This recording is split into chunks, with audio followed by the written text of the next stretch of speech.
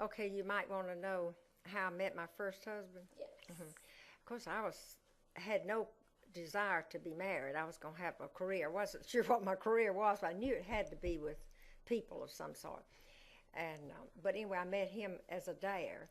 My roommate, she later, her boyfriend who drove, they were both in the military, in the Air Force, and they were getting their paratrooper training down in Georgia at the same time. They were going to be pilots and paratroopers. So you can imagine what kind of personality he had, very outgoing, very fighter pilot. And anyway, it was a dare. His friend was Les Patterson, Grady Patterson, who later became the treasurer of South Carolina. That was his wife. I roomed with her.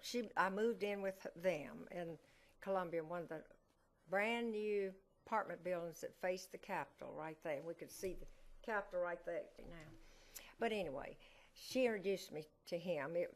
It's a long story there, but it's funny. It's not like a normal courtship, because the first date, I decided I'd rather go to this dance with some other guy there, so I broke the date. And then the second date, I said, "Oh, please come next week. I'll work it out." And he said, "Okay," but then he broke the date on me on the second date. So we decided we had better meet each other and get even with each other. So we did. We actually ended up marrying. That's what we did. But anyway, he was a very interesting person, and he was in Georgia, and all the time, he and this other Patterson would drive up on the weekends all night to see us. They took turns sleeping and drive up, and of course this was Columbia. It wasn't that far then. But anyway, they'd stay over the weekend and leave. So then while I was in Columbia, of course Strom Thurmond lost a campaign as he was trying to be senator, and Olin Johnston, he defeated him. So Strom lost that election, so he had to go on and do other things. Later, he's made up for it. But anyway, in the meantime, I was working at it was a radio station, WIS in Columbia at the time. So I started working there. I had receptionist duties, and I also had a radio show, and they would actually, I don't know whether they call it televise it or not, but they would tape it, somehow. And this was just radio. So I guess it was just taped. And one time, it was under the marquee at one of the theaters there on Main Street in Columbia. And I kept noticing this person hanging around in the back waiting.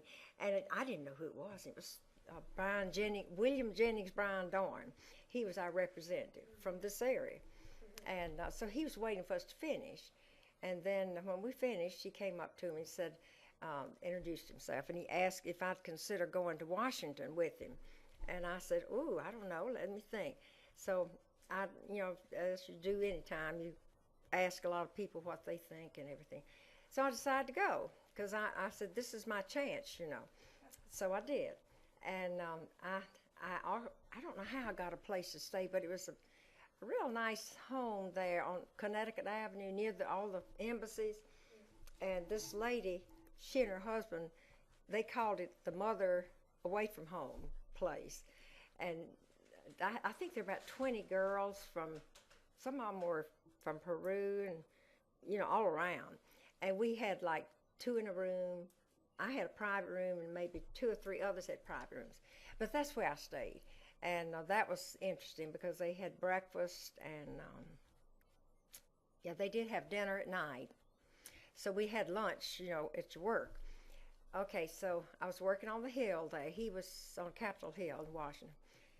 And, when you're working in a place like that, I can see sort of now why politicians go astray, because you're given so many privileges. And people, they will do things for you when you just tell them you work for Congressman Brian Dorn or Senator so-and-so, and people just do things for you, So I got so cocky. I said, I might as well just tackle everything, And while I was there, my friend at the time, which later became my husband, he decided that he was driving from Georgia to Washington at night to see me. And I think he decided that was too much. So he said, you're either going, he brought the ring, surprised me with the ring. So I did take it. I knew he meant it.